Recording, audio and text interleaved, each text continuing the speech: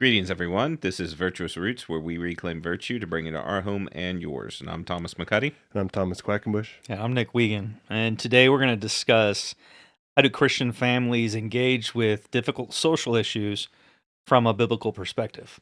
So I'm going to set some boundaries on this discussion, not because I'm afraid of engaging social issues or anything in particular, but because if we dive into a particular issue, people will get hung up on the issue itself and not the purpose of this discussion, which is how do we as Christian families engage with difficult social issues. So what I really want to do is keep the issue ambiguous, but really focus on how do we even know which side of the issue is biblical and correct. And then as a Christian, then how do we engage in that issue? Again, not really keen on any particular one, not because I'm afraid. If you know me at all, you know that's not the case. But I think because it will take away this particular conversation, it will take away so much from the issue, or so much from what we're trying to accomplish here, and getting hung up on a particular issue. So I'm going to start us off by reading Isaiah 1:16 and 17. Wash yourselves, make yourselves clean, remove the evil of your deeds from before my eyes. Cease to do evil. Learn to do good, seek justice, correct oppression, bring justice to the fatherless, and plead the widow's case. And so when we start talking about social issues, we cannot do anything like you can't have this conversation without at least talking about social justice.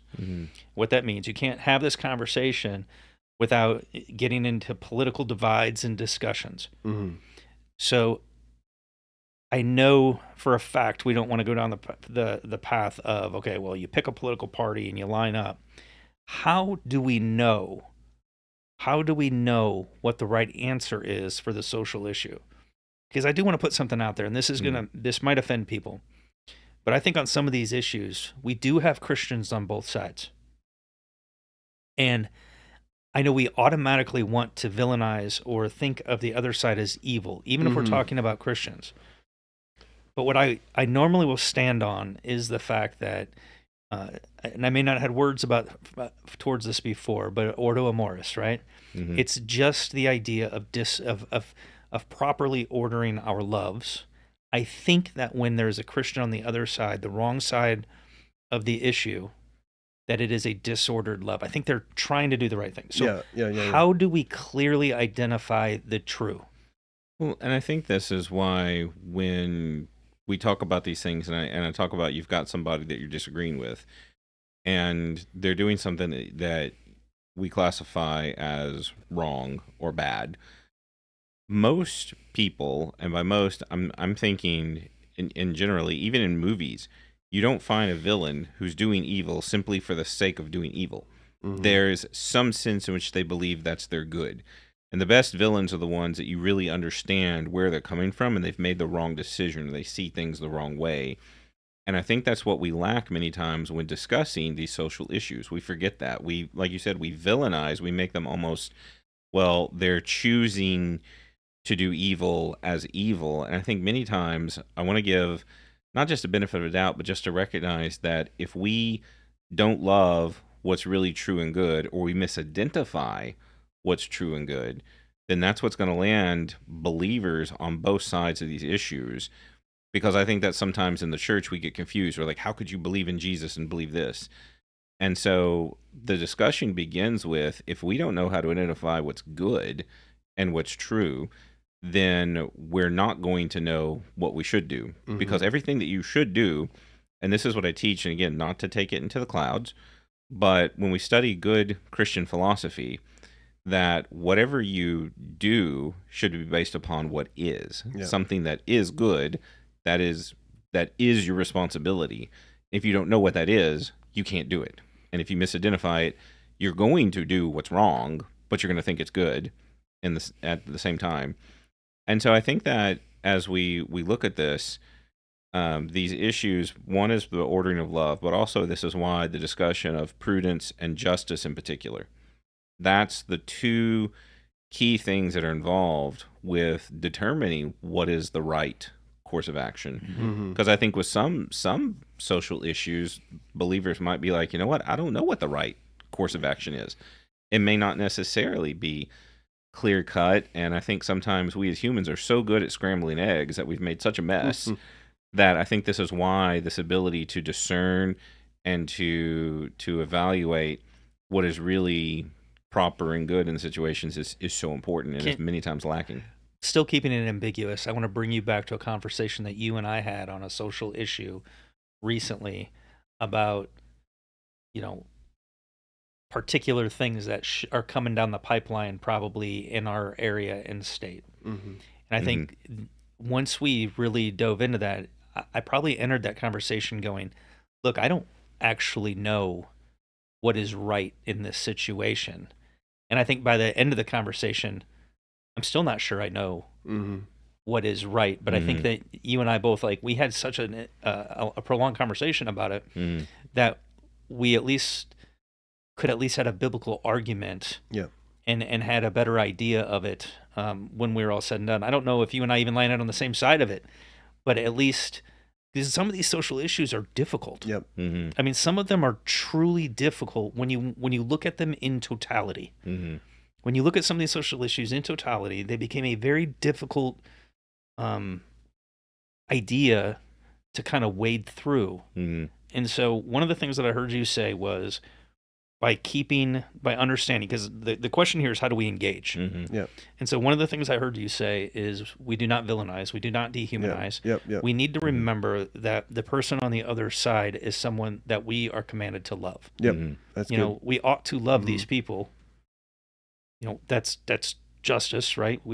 Justice is treating them, giving them their due, and love is one of those things. So we have to remember the engagement has to be through love. But then you brought up prudence and you brought up justice. So explain to me, first off, give me a brief overview of what prudence is. And how do we then use that to come out on the right side of these issues? Well, the idea of prudence is the kind of a bridge of your intellectual virtue, as Thomas mentioned earlier, about knowing the good, knowing what is good, what is true, what is beautiful, where do we direct ourselves, And how to achieve that. and how to achieve that. So give me a definition of prudence. Well, it's It's one of those that, again, the simple short nickel answer is it's simply knowing how to achieve the good. yeah. That's what prudence is. It's always the means to the end. Yeah. And so we expand that a little bit. It's knowing how to do the right thing at the right time, in the right way, in the right intensity. I did that just this For the this right morning. reasons. For the right reasons. right I go through reasons, this with yeah. my children all the time. And so that's the answer I wanted, is because I love you guys, but you guys are up here sometimes, and I'm trying to bring you down. I So understand. if we're in a room and we're teaching a bunch of 5-year-olds and 8-year-olds and 10-year-olds what prudence is, it's doing the right thing at the right time in the right way with the right intensity. And then I always add on for the right reason at the end, right? Yep. And so that's what prudence is. Mm-hmm. So now we've got that basic. Now tell me, how do we then implement that to understand the issue in and of itself? Well, one of the things that I recognize, especially with social issues, because it's the separation of the person, like the actual individual person, from the, whatever they're believing, whatever kind of social problem. Because one of the things we all agree upon, that there are problems. We all have that common ground, that we recognize there's evil in the world. We recognize there's privation and poverty and all these other things going on. We all recognize that the whole world, everybody would, unless they're completely blind to what's going on in their society, we can all kind of agree on the idea that there's something wrong. And the biggest issue when we come to these social problems is how do we go about fixing it? And that's where we come to our disagreements.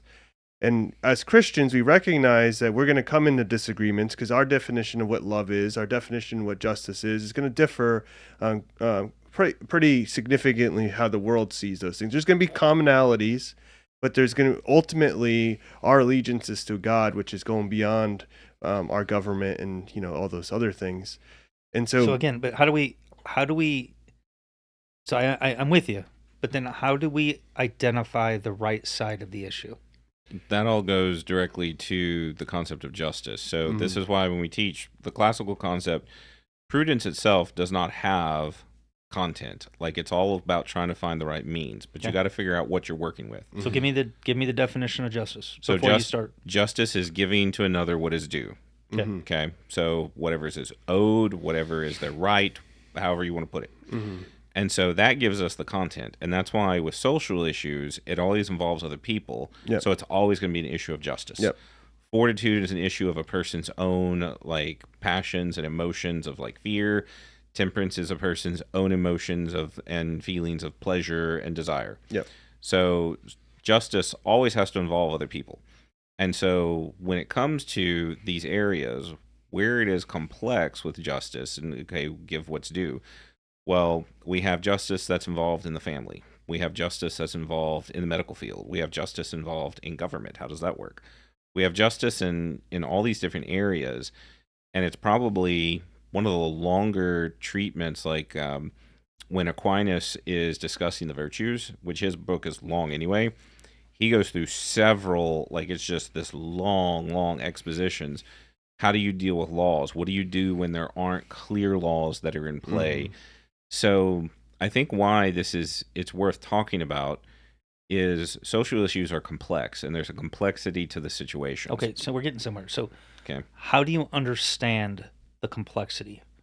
Because a majority of the time when I talk to other Christians, and even if they're on the right side of the issue, if I have a conversation with them about it, their view, their ideas, their knowledge is so shallow that I know that the only reason they're on the right side is because they're parroting something or somebody they heard. Yep. And I don't think that we as Christians, I don't think that's a good thing. Now, some people may not have the actual intellect to be able to really dive in, but for those that do, how do we understand and decipher that complexity?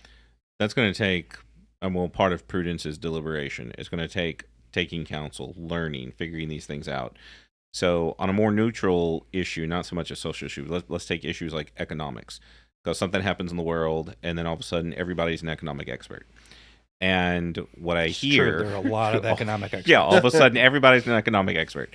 So I'm watching, and I'm seeing people say things that are just absolutely wrong, like things just do not work that way. And whether it's economics, numbers, money, like my undergrad degree is in mathematics. It's not like actuary and other things, but there are certain aspects with numbers that I look at. I was like, that's just not feasible. Like, that's not even reality. So that's not even an option. And so when people are saying these kinds of things, and it sounds good, but they in reality, that's actually the worst possible thing. And again, we're talking about in terms of objective numbers. So that's why even then we need to have discussions. And this is why social issues, people begin reacting with their emotions without being able to discuss. And So who do we have discussions with? we need to have discussions. Well, first of all, when it comes to issues, talking to people who are experts in the field and people who know what they're talking about Well, the is a problem with great that- place to start. The problem with that is that there's experts on both sides of most of these issues. Finding so real they- experts. Sure, You so know, who- finding the people who, Okay. you know, who have demonstrated they have a competency in the area. Sure. Let's put it that way. Okay, then who else do we talk to? So part of it is, I think, and this is why we're so bad at this, finding the people that you disagree with and talking with them, because you can understand the other side. That, you know, if somebody's going to be on the other side and they're genuinely going to defend it, I need to hear them and not someone who's on this side and giving the opinions of the other person. Like, I need firsthand sources. So but you got to talk to them in a way, right, where you're actually trying to understand. I mean, that's Right. what you said, is talking to understand, Mhm. which is different than talking to win an argument Yeah, or right. talking to be heard. But if you're truly trying to ask questions and understand, I think that's probably a really good first step to understand the complexity. Mhm. Because if you try to understand their heart and why they are so adamantly opposed to what you probably view as so obvious, right? And they view it as so obvious, the only way is to talk to them to actually understand. Okay.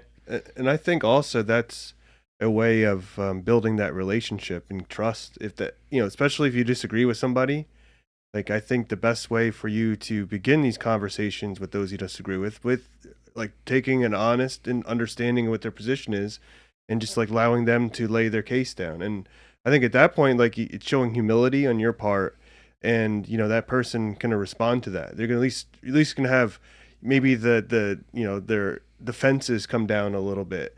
I like what you're saying, but I don't think it's always the case. It's not always the case, but I've been insulted by some of the people that are closest to me, and I didn't even say anything. I was just trying to ask the questions. Yeah. But people get so impassioned, and they're Right. they lose it. But no, I'm with you. But starting that relationship's at least. I think it's not going to always work, because people, like, especially if they know your side of it, they might think that you're, like, well, you're saying this because you want, whatever.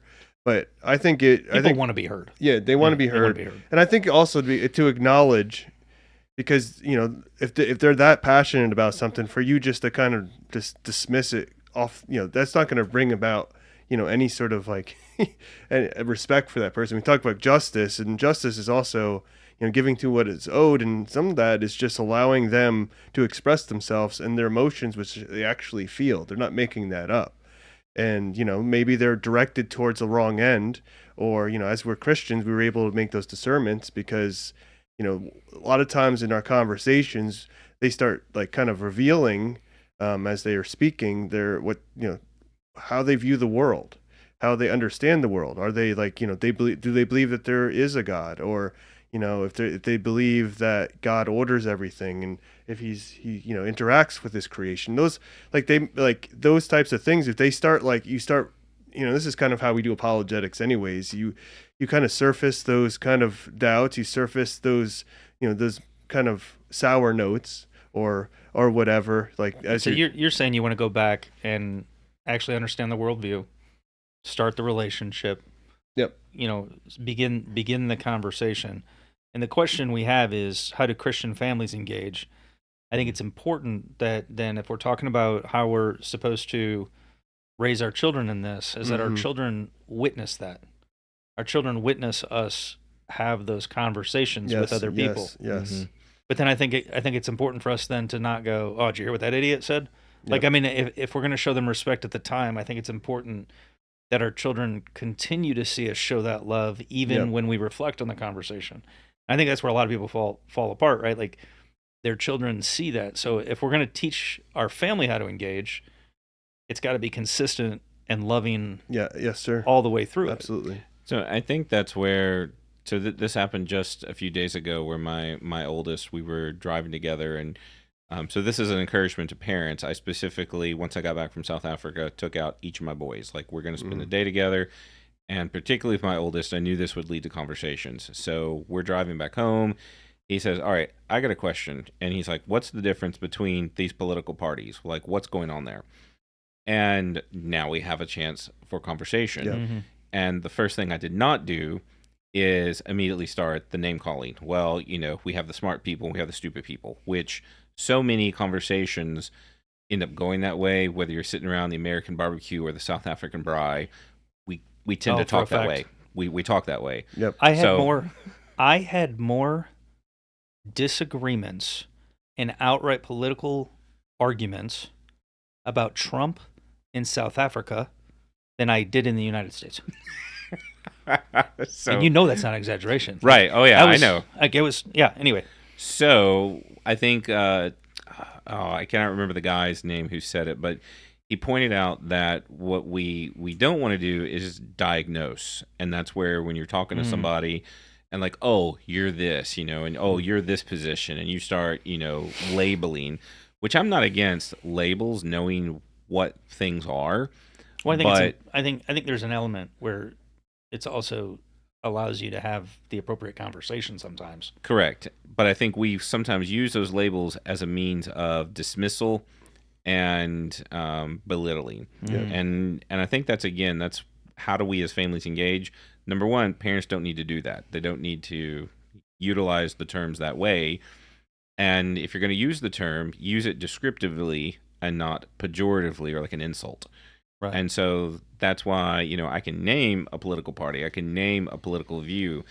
I can talk a certain philosophy without, so one of the ones my joke is, I like to throw Descartes under Desbus all the time. So anyone who's been around me for a long time knows how I feel about Descartes. Now, he's been dead for a long time, so it doesn't matter. But You just lost half of the listeners. I know. yeah, I know. And by half, I mean 95%. Yeah, which Go ahead. half? Yeah. We gotta say. So when you're talking about some of these things, and you it's easy to make light. But again, that's because of a philosopher who's been dead for a long time, some of these ideas, and they've converted over.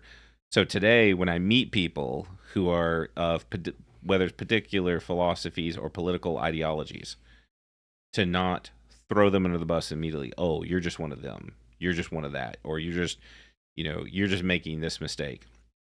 Well, obviously, anyone that I disagree with, and this is not a pride thing. I think this is also something that's really important to teach in the families. So if I think I'm right, then automatically, if you disagree with me, I think you're wrong. Well, For a fact. It's a fact. For a fact. I think some people struggle with that, almost like, Well, they struggle with that because you're not supposed to tell people they're wrong. Yeah, we're not supposed But to tell people wrong. that is a fact. If you don't think someone else is wrong who opposes your viewpoint, A, you don't think you're right, and now you're holding a stupid view. Like now you're inconsistent, fence-sitting. and Or like when people say you're not supposed to tell other people they're wrong, you just literally told me that I'm not supposed to tell people they're wrong, and it's self-defeating. Right. So we get past that. We're past that to be able to say that I do think, if I think someone's wrong, I need to be able to have a conversation with somebody to explain, here's why I think you're wrong. Mm-hmm. But, and you can engage my view. But I also want to know, how did you come to that conclusion? I think we use this in evangelism all the time. We use that phrase when somebody's in a different religion, or they've come to reject God. You ask them, how did you come to that conclusion? Yeah. What are the steps that got you there? What is it that leads you? Because there might be reasons that you can engage. Now they might say, you know what, I just one day woke up, I met somebody like this, and they're like, I just woke up one day and was like, hey, this just works for me. Not a lot you can conversate there. But for other people, there might be some common ground. There might be like, wait a minute, we actually have some common goals, but what is it that we're seeing differently? What is it that we are valuing differently that's causing this divergence? And it was actually Frank Turek, and I want to say it was Michael Schumer, Yep. who during the debate, they went head to head, and this was on the issue of God's existence. Afterwards, they began talking and found out that politically they were aligned. They actually shared very similar political causes and sort of joined up afterwards because they had this conversation. And so that's the call. That's how do you engage ideas? You engage them with gentleness and respect. The same thing from 1 Peter 3:15. Well, there's two things here. So we're recording this on the tail end of Charlie Kirk being assassinated. Correct. Right. And we were talking about actually engaging in these social issues. Mm-hmm.